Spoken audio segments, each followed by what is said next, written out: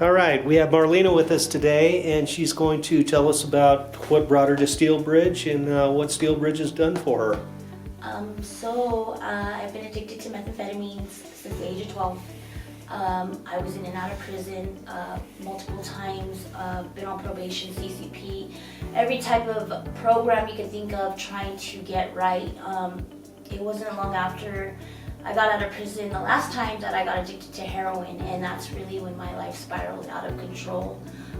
It took me to a place of homelessness. I was living under bridges. I was doing anything I could do to get my next fix. I was totally out of my character.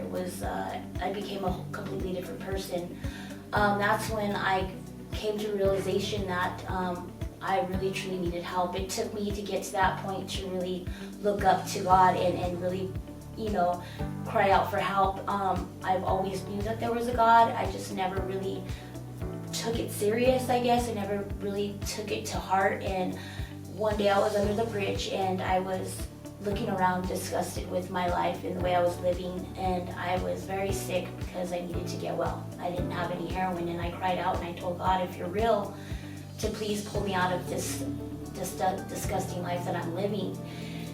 And God is great. He's so merciful, and God does things in his own way. And it wasn't about 2 days later I was arrested. By the grace of God, I thank God for that every day. I was arrested, and I was on the run from probation, and they put me in jail, and I was told I wasn't gonna get released. So of course I was panicking, and I was trying everything I could do so I can try to get out. So this lady had happened to come in. It was a random. There was 100 women in there. She happened to come talk to me.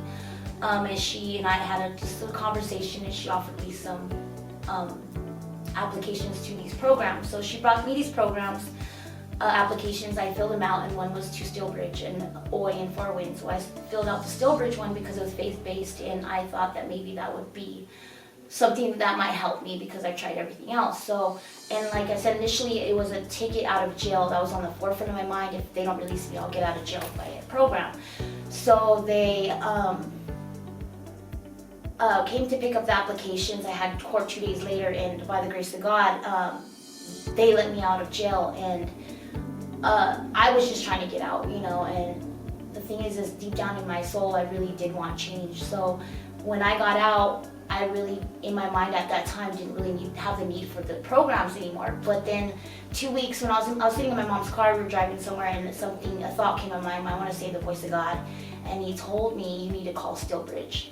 You need to call Steelbridge. And I went with it, and I used my mom's phone. I called Steelbridge, and I spoke with Maria, and she accepted me. So I came that Friday. I've been here about 5.5 months now. I graduate next month. I've also signed up for another 6 months. I've built a really, really close relationship with God. He has everything from the internal to the external has changed. My mind is different. The way I look at life, the way I treat people is different, and that has to be God. That's the only explanation I have, because I've tried for so many years to be different. It just never worked until I got here. He's also given me an opportunity to go back into the community, and I'm able to speak with people that I used to get high with on the streets, and they're able to see the change in me, and that's just Christ shining through, and it gives them hope, and it makes me feel so good to be that example for Christ first and for other people. And he's also building me up. I've become a house leader here. They've given me responsibility. I'm over all the women, which is an amazement and a miracle in itself, because I've always been, I want to say, a leader, but for the wrong direction. I've always led people to the dark, and now I can honestly say that I take everything I do and the decisions I make sure that I do it for Christ before I act on impulse, or and I still struggle. We all struggle. It's a struggle every single day, but God is working on me, and I'm just very grateful to have this opportunity to be here, to sit here and give you